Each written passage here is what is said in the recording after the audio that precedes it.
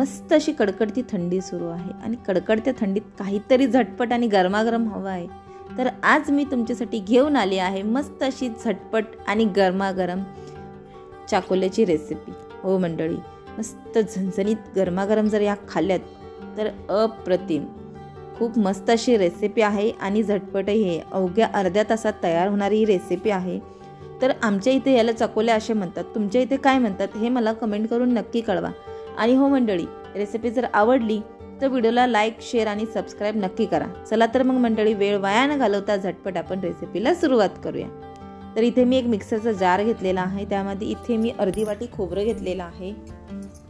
सोबतच आपण त्यामध्ये 15 ते 20 लसणाच्या पाकळ्या, भरपूर अशी कोथिंबीर घ्यायची आहे, अर्धा चमचा जिरे घालायचे आहेत, सोबतच 1 ते 1.5 इंच आलं घालून घ्यायचं आहे. आता ह्याचं एक छान असं गबरं वाटून करून घ्यायचं आहे.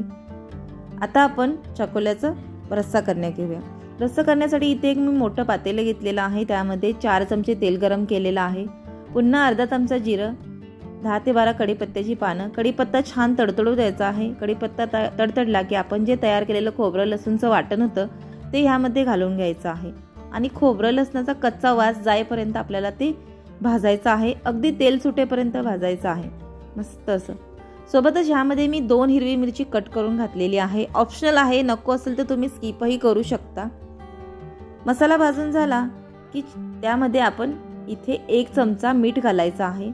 मीठ छान मिक्स करून झालं की सोबतच आपण ह्यामध्ये 2 चमचे कांदा लसूण मसाला घालायचा आहे आणि अर्धा चमचा हळद. कांदा लसूण मसाला घातला की ह्यामध्ये तुम्ही कोणतेही एक्स्ट्रा मसाले घालायची गरज नाही. जर तुमच्याकडे कांदा लसूण मसाला नसेल तर तुम्ही लाल तिखट घालणार असाल तर ह्यामध्ये गरम मसाला, धनेपूड वगैरे तुम्हाला सर्व घालावं लागेल. कांदा लसूणमध्ये सर्व मसाले असतात त्यामुळे कोणताही एक्स्ट्रा मसाला घालायची गरज नाही.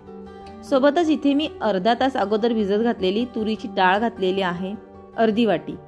छान असं मिक्स करून घ्यायचं आहे. आता आपण ह्यामध्ये गरम पाणी घालायचं आहे, थंड पाणी घालायचं नाही. पाणी घातल्यानंतर रस्स्याला छान उकळी येऊ द्यायची आहे आणि 70 ते 80% आपण डाळ शिजू द्यायची आहे. इतपत ते आपण शिजवायचं आहे.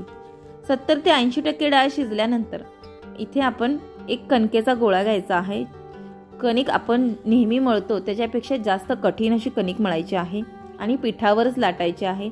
मोस्टली कोणी ह्याला तेलावर लाटून चकोल्या करतात, पण पिठावर लाटून केल्याने चकोल्या छान मिळून येतात आणि असं त्याचं खूप पातळ असा रस्सा होत नाही. रस्सासुद्धा दाटसर होतो पिठावर चकोल्या केल्यामुळे.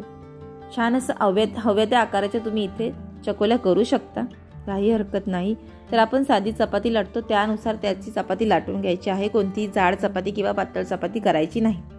आता तयार केलेल्या चकोल्या आपण रश्श्यात घालून घेऊया. अशा रीतीने एक चकोल्या सोडून घ्यायच्या आहे. अशा रीतीने एक करत इथे मी 4 चपात्यांची चकोल्या करून ह्या रश्श्यामध्ये सोडल्या आहेत आणि ह्या चकोल्या 5 ते 6 व्यक्तींसाठी आहेत म्हणून ही मोठ्या पातेल्यात केलेल्या आहेत. तर मंडळी, अवघ्या अर्ध्या तासात तयार झाल्या आहेत मस्त आपल्या झणझणीत गरमागरम चकोल्या.